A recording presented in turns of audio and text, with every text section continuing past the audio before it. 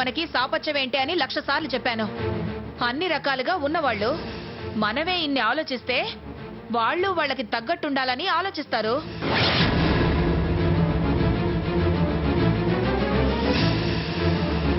అయినా అందులో అవమానపడటానికి ఏముంది? రేకు పుస్తి పోయి వజ్రాల పుస్తి వచ్చింది. దక్కిన అదృష్టానికి ఆనందపడాలి. అందులో ఏమన్నా ఉండొచ్చు, కానీ అమ్మమ్మ ప్రేమ లేదుగా.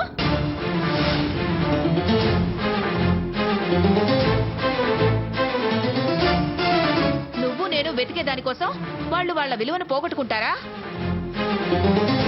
అయినా ఆవిడ మా అమ్మ ప్రేమ కన్నా అంతకన్నా మించిన విలువే మనకి నలుగురిలో దక్కేలా చేసింది. ఆత్మవంచన చేసుకోకమ్మా. నిజంగా నువ్వు బాధపడడం లేదా?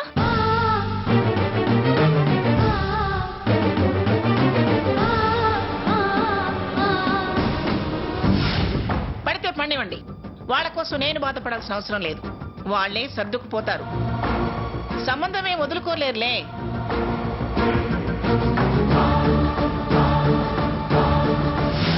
సహనానికి ఒక హద్దు ఉంటుంది. హద్దు దాటి వచ్చే ధైర్యం ఉందా?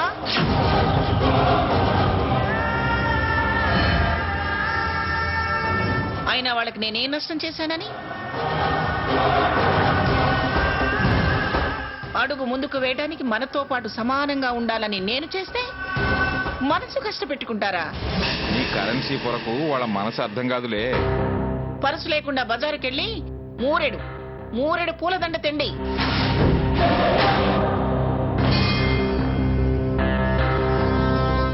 దేవుడి కోసం అని చెప్పండి.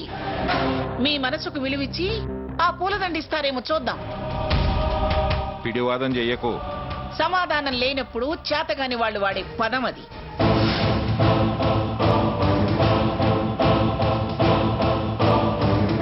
మెట్టింటి పుస్తే పుట్టింటి పుస్తే సమానంగా చేయించి మన గౌరవం పెంచిందే. కాదు, మీ ప్రేమ ఆప్యాయతలు మా డబ్బు ముందు దిగదుడిపే అని వెక్కిరించావు. బెక్కిరింపో కొక్కిరింపో, అయినా మా అమ్మ బంగారం నీకెందుకే?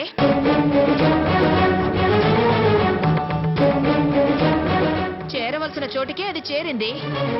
అమ్మవారు కరుణించి అంతకు 100 రెట్లు మేలు చేసిందనుకుంటున్నాను. చాలా చాలు, ఇంకేం మాట్లాడద్దు.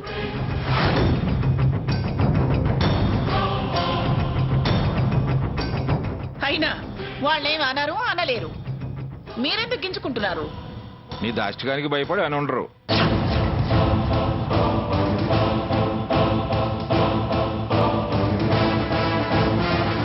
ఏదో ఒకటి జరిగిపోయింది కదా, ఇంకా విషయం వదిలేయండి. ఆవిడ తత్వం మనకేం కొత్త కాదు కదా. హెచ్చు తగ్గులు వెతుకుంటూ బాధపడడం అనవసరం. ఆవిడ గారు ఎన్నో అవమానాలు చేసినా కన్యాదానం అప్పుడు మనదే పైచి అనుకుందాం. మీరిద్దరూ కాళ్ళు కడగాలి, అది మర్చిపోతున్నారు నాన్న. విష్ణు అనుకోను కదమ్మా కాళ్ళు కడిగేది.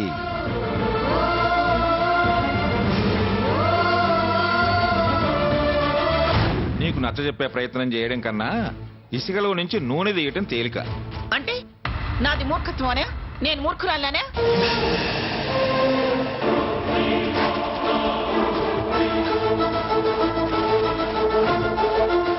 ఏరా సాకేత్, ఆయన ఇలా మాట్లాడుతుంటే నువ్వేం మాట్లాడకుండా ఊరుకుంటావేరా? ఏం మాట్లాడమంటావు గ్రాని? నేను చేసింది తప్ప? ఆయన ఇలా మాట్లాడటం తప్ప?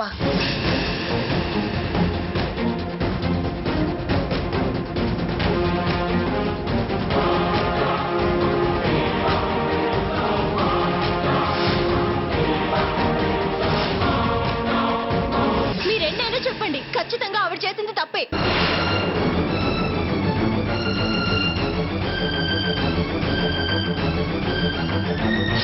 నువ్వు నాదే తప్పంటావా? మాట్లాడమే. వదిలే గ్రాని. వదిలేస్తే తప్పు ఒప్పుకున్నదాన్ని అవుతాను. నువ్వేదో ఒకటి చెప్పి తీరాల్సిందే.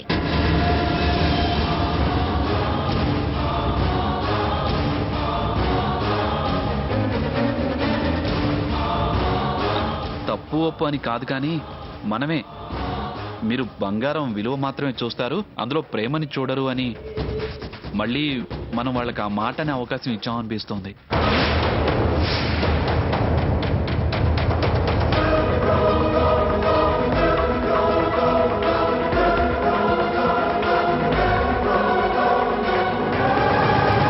అది వేరు ఇది వేరు. సందర్భం మారొచ్చు, కానీ అర్థం అదేగా. మీరు మాట్లాడకండి.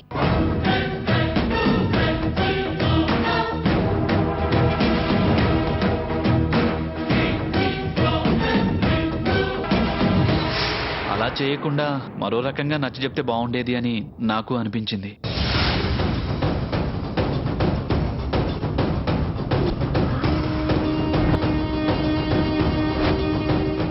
అంటే అంటే ఎలా చేయాలంటావు? అలా అడిగితే స్పెసిఫిక్ గా చెప్పలేను, కానీ ఆ క్షణం నాకు కాస్త బాధగానే అనిపించింది.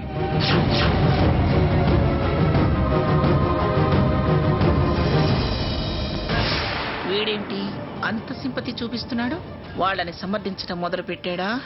అదే జరిగితే అందరూ కలిసి నా చెవులకు తాటాకులు కడతారు. అసలు వాడికి ఆలోచనే పుట్టకూడదు. పుడితే వెంటనే తుంచేయాలి.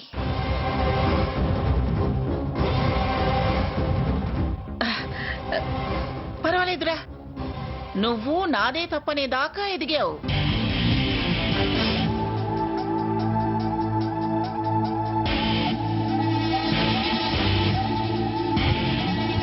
నేనేమో కుటుంబ గౌరవం కోసం పాకులాడుతున్నాను, మీరేమో నా తప్పులు వెతకడానికి ఆరాటపడుతున్నారు. అయ్యో, నేను తప్పనడం లేదు గ్రాని. వాళ్ళు నొచ్చుకోకుండా చెప్తే బాగుండేది అని అన్నాను, అంతే. చిల్లి కాదు బెజ్జం అన్నట్టుంది. నా మాటలు నా చేతలు వాళ్ళకి కష్టం కలిగించాయని మీరంతా బాధపడిపోతున్నారు. నన్ను వేలెత్తి చూపిస్తున్నారు, అంతేగా? అదేం లేదు గ్రాని.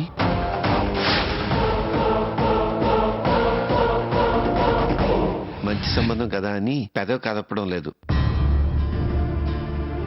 అమ్మా సీత, చెరువు పక్క పట్టుకుని లాగితే అందరూ మనల్ని అంటారు.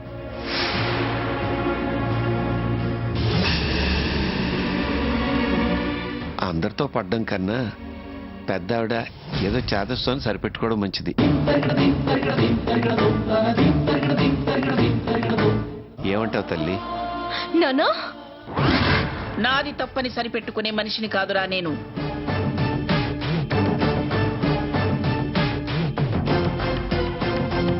కాదు, నాదే తప్పని మీరంతా అనుకుంటే నేను తప్పుకుంటాను. మీరంతా కట్టకట్టుకుని కార్యం జరిపించండి. ఏమంటారు? నోరు మూసు కూర్చుంటాం గాని ప్రతిజ్ఞలు చేయకు. నువ్వే కరెక్టు, మేమే రాంగు, సరేనా?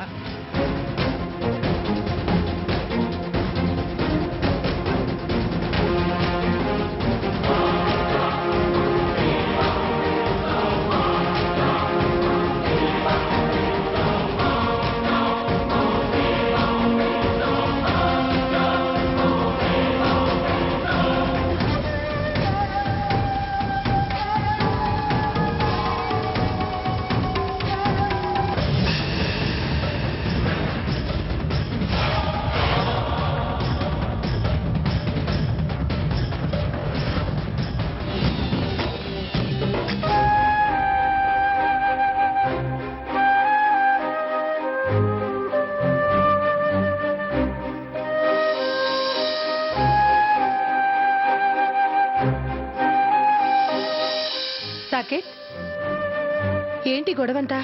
అసలేం జరిగిందిరా? సూట్ కోసం మేము షాపింగ్కి వెళ్ళాం కదా, అక్కడ సీత వాళ్ళ పేరెంట్స్ కలిశారు.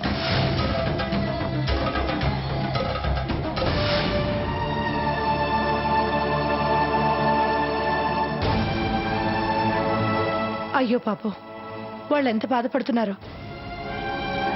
ఆ మాట అన్నందుకేగా ఇప్పుడు దాకా క్లాస్ మీద క్లాస్ పీకింది. మళ్ళీ అదే మాట అంటావే? అమ్మ వింటే ఎక్స్ట్రా క్లాస్ తీసుకుంటుంది. ఇక్కడ తుఫాన్ తీరం దాటాక నువ్వు వెళ్ళి వాళ్ళని కాస్త ఓదార్చురా, సరేనా? ఇంత చేసి మళ్ళీ తప్పు తప్పు అంటుందే. అమ్మా అనవసరంగా కామెంట్స్ చేయకు, వెళ్ళు. ఛా, వీడేంటో వీడికే అర్థం కాడు, మా కస్సలు అర్థం కాడు. సీత, నువ్వే వీడికి స్పెషల్ క్లాస్ తీసుకోవాలమ్మా. అది కాదురే సాకేత్. ప్లీజ్ అమ్మా ఇప్పుడే మాట్లాడకు.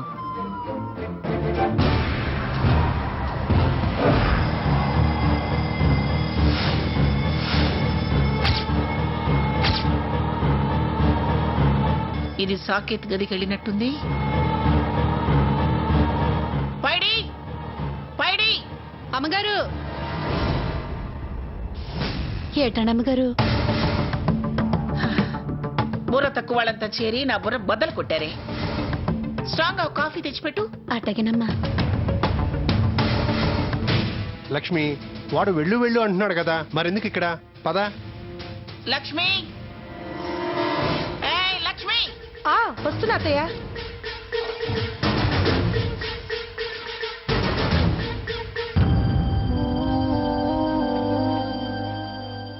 ఏంటత్తయ్య? ఏమిటి ఎంక్వైరీకి వెళ్ళావా? ఏం జడ్జిమెంట్ ఇవ్వదలుచుకున్నావు? హ, జడ్జిగా చేసిన ఆయనే చేతులెత్తేసి వెళ్ళిపోయారు. నువ్వు కొత్తగా ఒకళ్ళతో పుచ్చుకొని బల్లగుద్దాలని చూస్తున్నావా? అది కాదత్తయ్య. ఏది కాదే? బజార్ నుంచి రాగానే గబగబా సంచులు వెతకాలని చూసిందానివి. అవి జాగ్రత్తగా సర్దుకోవాలనే విషయం తెలీదా నీకు? సందు దొరకగానే నానా సాకేత్ అంటూ వాడి చెవి కొరకడానికి వెళ్ళకపోతే ముందు బాధ్యతలు తెలుసుకో, ఆ తర్వాత నూరిపోయటం చేద్దు గాని. రేపో మాపో కోడలొస్తుంది నీకు, ఇంకా ప్రతిదీ నేనే చెప్పాలా? పెత్తనాల కోసం ఆరాటం, హక్కుల కోసం వెంపర్లాటం కాదు. బరువు నెత్తినేసుకోవటం నేర్చుకో. అమ్మగారండి, ఇదిగోండి అమ్మగారు. అవన్నీ లోపల పెట్టండి. తీసుకో.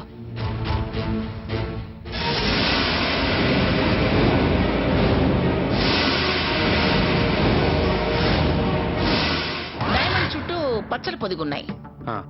అలాంటిది ఇంకొకటి తెప్పించి వాళ్ళకి ప్యాక్ చేసి ఇవ్వండి. సరే అమ్మా. రాత్రి నిద్ర అయ్యాక రేపు సౌభాగ్య పూజ చేయించు. ఆగండి. ఆ తలకు మార్చిన సావిత్రి మనమిచ్చిన పుస్తలు తనతో పాటు తీసుకెళ్ళినట్టు లేదు. పైడి, అమ్మగారు. నువ్వు బట్టలు బీరువాలో పెట్టు.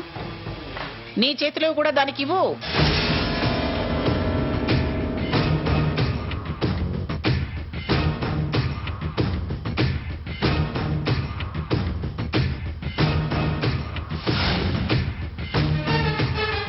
ఇది పట్టుకో.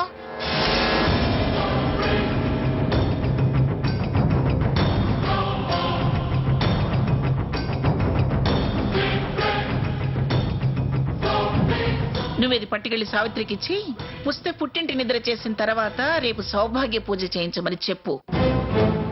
పంతుల్ని నేనే పంపిస్తాను. కాస్త తల్లి కూతుళ్ళని శ్రద్ధ పెట్టి చేయమని కోడలి చేతిలో పెట్టు. అలాగే అత్తయ్య. ఆగు. నువ్వు అయోమయం మేడానికి అలాగని తలుపుకుంటూ వెళ్ళిపోతావేమిటి? అదేమన్నా చందనం బాక్స్ అలా పట్టుకెళ్ళడానికి. ఇలా ఇవ్వు. ఒక కవర్ తీసుకురాపో.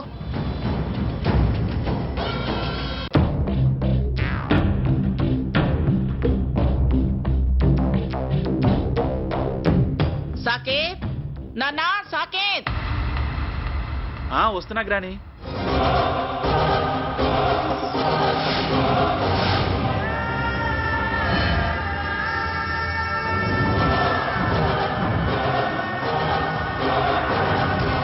అత్తయ్య, ఇదిగోండి.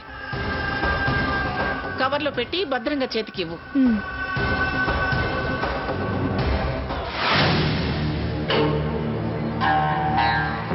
వెళ్ళు, వెళ్ళి వెంటనే రా. అలాగే అత్తయ్య. ఇదిగో, అక్కడికి వెళ్ళాక వాళ్ళ కన్నీళ్లు నువ్వు, నీ కన్నీళ్లు వాళ్ళు తుడుస్తూ గంటలు గంటలు టైం గడపకుండా వెంటనే వచ్చాయి. ఇక్కడ ఉన్నట్టు వచ్చాయి. సాకే, ఏంటి గ్రాని? కాస్త మీ అమ్మని సీత వాళ్ళ ఇంటికి తీసుకెళ్లి వెంటనే తీసుకురా.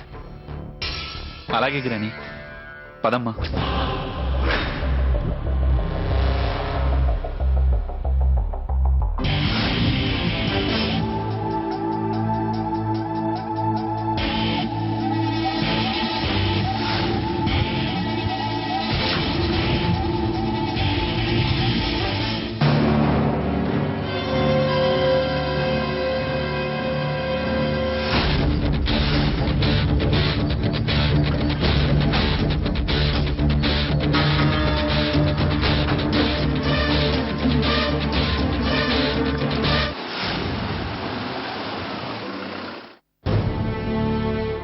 సీత, రెండత్తయ్య గారు. సీత, ఒక్క నిమిషం. ఏంటి?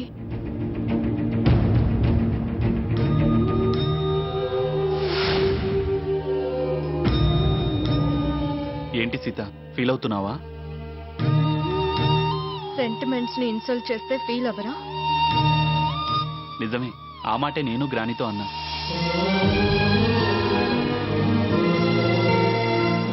ఎవరేమన్నా అంతే.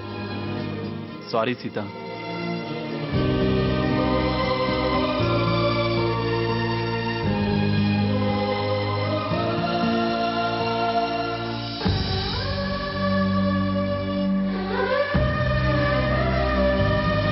రండి, లోపలికి వెళ్దాం. సరే పద.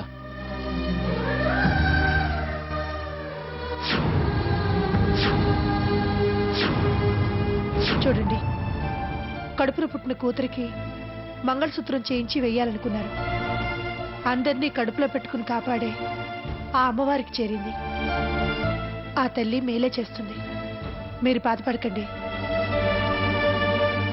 అంతేనమ్మా, అన్నీ అలాగే సర్ది చెప్పుకుని భరిస్తూ ఉండాలి. తప్పదన్నయ్య గారు, మనకు కలిసొచ్చే కాలం వచ్చేంత వరకు కొన్ని భరించాలి.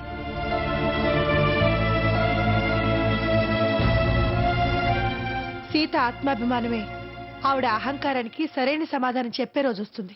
గుణపాఠం చెప్పాలన్న మనస్తత్వం ఉన్నవాళ్ళం కాదమ్మా మేము. ఏదో మంచి సంబంధం కదా అని అమ్మాయి సుఖపడుతుంది అనుకున్నాం. ఎంత ఒదిగినా ఇంకా ఇంకా మోయలేని బరువు మా మీద వేస్తున్నారన్నదే మా బాధ. ఈ బాధలు బరువులు ఇంకెంతో కాలం ఉండవులే అన్నయ్య గారు. సీత ఈ ఇంట్లో ఉండని రోజులే.